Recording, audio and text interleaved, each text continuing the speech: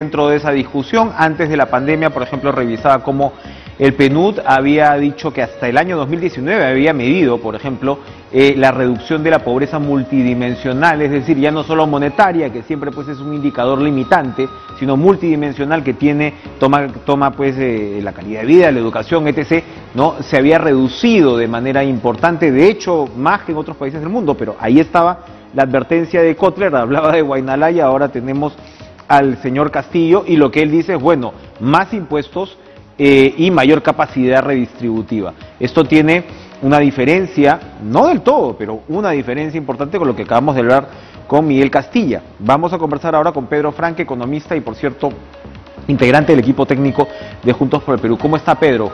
Gracias por estar con nosotros. Muy buenas noches, encantado de estar con ustedes. Bueno, ojalá, me imagino que he escuchado a Kotler ahora, pero ojalá haya escuchado también a Miguel Castilla. Y la pregunta es, bueno, ¿cómo se encuadra la discusión sobre el modelo ahora mismo? ¿Dónde, si usted tendría que resumir, es que habrían que generarse los principales cambios? Castilla dice que no es un problema de recursos, que es sobre todo un problema de gestión y de eficiencia. Y si bien tienes sin duda también un hueco importante en el tema de impuestos, tiene mucho que ver con evasión, con elusión y con ciertas incapacidades de gestión que, por cierto, también se amplían a las capacidades de los gobiernos regionales y subnacionales. ¿Cuál es su evaluación al respecto? Mira, yo creo que evidentemente si hay un tema de recursos, uno ve ahorita el sector salud y no tenemos camas UCI, no tenemos oxígeno, y nos comparamos con países vecinos y la cantidad de médicos, de camas, de hospitales, de camas UCI que tenemos es la mitad, la tercera, la cuarta, la quinta parte que países como Argentina, Ecuador, Bolivia. Y la razón principal de eso es porque el gasto público en salud es sumamente bajo, es 3,5% del PIB y apenas 3 soles de cada 100 que se producen en el Perú se gastan en salud pública. El promedio regional es prácticamente el doble. Y el problema esencial de eso es la baja presión tributaria. El Estado tiene pocos ingresos porque no es que haya un superávit fiscal enorme en los últimos años. Logramos ahorros fiscales en el pasado, pero no es que nos sobre la plata y que la plata nos sobra ahí apilada y no la gastamos. No, la plata no nos sobra. Así que efectivamente sí hay un problema. Hay problema de incapacidad de gestión, por supuesto, solo que me asombra que el señor Castilla habla de eso, pero él fue ministro de Economía 3 años y acompañó al gobierno de Humala en hartos cargos públicos durante 5 años y no hizo nada para la incapacidad de gestión. Entonces ahora vienen a pontificar cuando fueron ministros no hicieron nada. Dejaron que la presión tributaria se cayera al piso y dejaron que las grandes transnacionales y las empresas mineras se siguieran llevando nuestros recursos naturales y que nuestra salud pública y nuestra educación tuvieron un presupuesto misérrimo.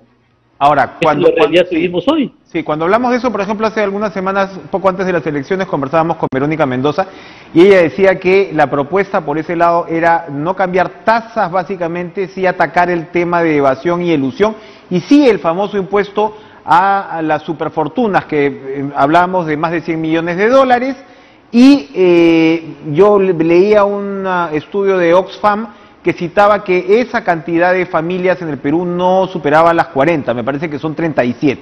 Entonces, a ver, con esos cambios, ¿no? ¿Cuánto más se recaudaría y cuánto más habría que cambiar desde su perspectiva en la relación, digamos, con el capital internacional y con las empresas extractivas? ¿Cuánto más es lo que se puede recaudar?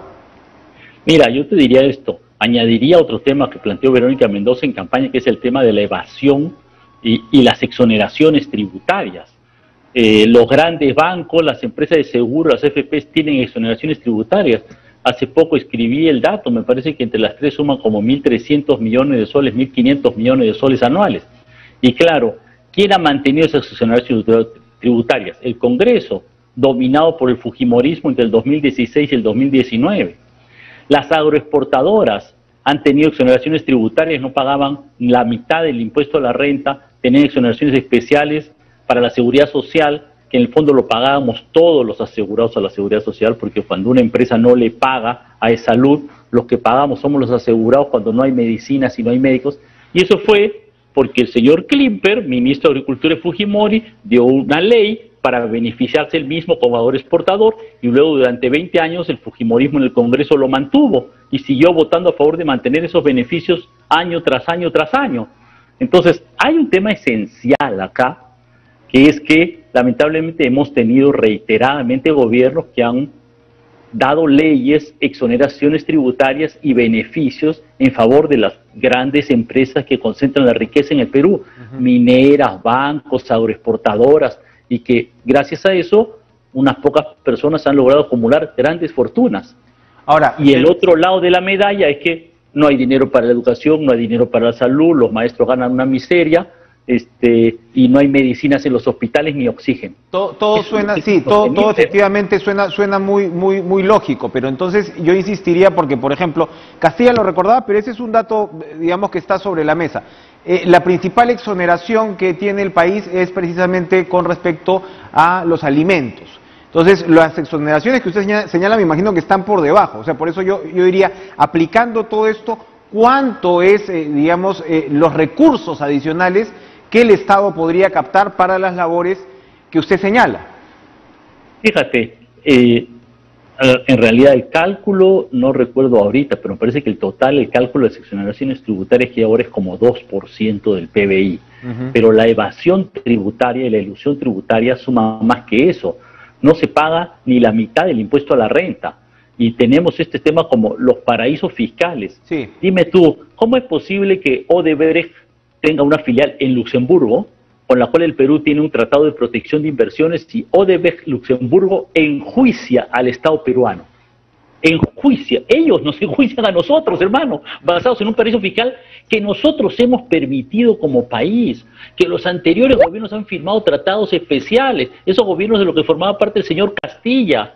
Ellos han firmado tratados especiales para que estos sinvergüenzas nos puedan enjuiciar. Entonces, estos paraísos fiscales ya están combatidos en todo el mundo. Joe Biden ahora está planteando que tenemos que tener un impuesto mínimo mundial a las ganancias transnacionales, porque todas las empresas en el mundo, ¿qué hacen? Declaran que sus ganancias están en las Bahamas, declaran que sus ganancias están en las Islas Caimán. ¿Me explico? Declaran que sus ganancias están en las Bermudas, donde no pagan nada de impuesto a la renta. Entonces hay una evasión mundial espantosa. Y igual en nuestro caso, o sea, grandes bancos en el Perú, y resulta que ¿dónde está la sede de Credit Corp? En Bermudas, un paraíso fiscal. Y de ahí saca el señor Dionisio Romero $3.600.000 para dárselos a Keiko Fujimori. Qué coincidencia, hermano. Entonces, de acuerdo. Hay que poner un poco de justicia fiscal en el Perú, me explico. O sea, la verdad es que la gente que acumula grandes riquezas no paga lo básico de impuestos que se requieren. De acuerdo, pero entonces, digamos que lo que propone Castillo en su plan de gobierno es una economía popular con mercados, por supuesto un papel mucho más activo del Estado como empresario, un nuevo pluralismo económico, dice, en contraste a la economía social de mercados, con inspiración directa, mencionada además, de Ecuador y de Bolivia, en fin, una serie de aspectos que han sido considerados realmente, pues, por algunos especialistas como un tema de marxismo duro. ¿Cómo Nuevo Perú ha declarado ya su apoyo a Pedro Castillo? Disculpa, hermano, pero marxismo duro, ¿quién ha dicho eso? Es una tontería mayúscula. A ver. O sea, en algún texto de Marx dice que lo que hay que hacer es ponerle más impuestos a la explotación del gas en Bolivia. Pedro, o algo parecido. El plan de gobierno de Perú Libre comienza con una declaratoria de la necesidad ineludible de observar la realidad a través del prisma marxista. Tonterías no estoy hablando, estoy leyendo el plan de gobierno del señor Castillo. O sea, claro, así comienza. Y de ahí el plan de gobierno se refiere a que la lucha de clases incluso se traslada a un tema de cultural y de emisión mediática. O sea, digamos, ahí está el plan de gobierno. Yo lo que quiero preguntarle es cómo Nuevo Perú engancha con eso, y en todo caso, cómo observa usted, si es que, en todo caso, respóndame si esas son las líneas, o cómo se podría de alguna manera contemporizar. A eso iba mi pregunta. Mira, a mí me parece que la discusión sobre el marxismo es una discusión ideológica que a mi juicio no tiene mayor importancia, porque lo que queremos saber ahora es qué cosa va a ser el próximo gobierno, no cuáles son sus referentes ideológicos. Eso es lo que yo pienso. Yo pienso que hay que tener un programa concreto, una lista de medidas reales de lo que se quiere hacer en el Perú. Y eso pasa por un tema fundamental, uno esencial. Hay muchos temas por discutir, pero hay uno esencial. La economía ha estado bien manejada durante los últimos 30 años y por lo tanto, como dice Keiko Fujimori, hay que mantener la Constitución de 1993 y hay que mantener que la inversión extranjera tiene los mismos derechos que la inversión peruana. Y hay que mantener que los contratos de ley son sagrados y por lo tanto el gas tiene que seguir yéndose del Perú y que nosotros no podamos retenernos para nuestro beneficio. O que Odebrecht sigue manteniendo un contrato controlando los peajes de Lima y cobrando los peajes y que no los podemos tocar. ¿Eso tiene que mantenerse o tiene que cambiar? Esa es la primera y gran decisión que tenemos que tomar. Me explico, eso me parece que es, en términos económicos, es la esencia de la decisión en estas elecciones. Y el punto de vista de Juntos por el Perú, del Nuevo Perú, es que eso tiene que cambiar, porque hay una situación de injusticia que ha generado un descalabro sanitario y de pobreza en el Perú enorme. El Perú es hoy uno de los países que tiene la mayor mortalidad del planeta. ¿Y cuál es la razón de esto? Que somos de los países que tiene el peor sistema de salud, la mayor informalidad. El 70% de la gente no tiene un empleo formal, tiene que estar vendiendo cosas en la calle. Entonces estamos en una situación de enorme desigualdad y de tremenda debilidad de nuestro sistema de salud, como de nuestro sistema educativo, como de nuestro sistema de protección social. O sea, tenemos un Estado que es debilísimo socialmente, en medio de un país que efectivamente tiene un gran potencial de riqueza, no solo natural en cuanto a minería, petróleo, gas, sino en cuanto a nuestra diversidad, el empuje de nuestra gente. Bien. Entonces, la pregunta Tenemos un problemita con la señal y efectivamente se nos ha terminado el tiempo en esta interesante conversación con Pedro Franque, economista, integrante del equipo técnico de Juntos por el Perú, que como decíamos, Nuevo Perú, ¿no? El partido de Verónica Mendoza ha expresado su apoyo a la candidatura de Pedro Castillo y creo que esto nos ayuda a entender y a leer algunas claves de lo que podría ser el devenir de la campaña y de las propuestas en los próximos días. Pedro Franque, para terminar, por favor. Sí, decía, bueno, tal vez reiterar, decía que la gran decisión en esta segunda vuelta es si queremos continuar con el modelo económico, con la política económica que hemos tenido los últimos 30 años. Efectivamente, desde el inicio del gobierno de Fujimori hemos seguido con la misma política económica, que a mi juicio, a nuestro juicio, tiene la salud pública en una crisis y en un abandono total, la educación pública en un abandono total, la agricultura en un abandono total, una gran pobreza, cuando tenemos efectivamente riqueza natural, diversidad, esfuerzo de nuestra gente grande, pero lamentablemente hay una enorme injusticia y creo que eso es lo que reclama la gente, que tengamos un Estado más social, que no abandone a su gente, que en este momento de emergencia les dé oxígeno. Esa creo que es la decisión esencial que se tiene que tomar ahora. Bien, muy bien. Muchas gracias, Pedro Franque, por acompañarnos esta noche en Cara a Cara. Vamos a ir a una pausa y regresamos.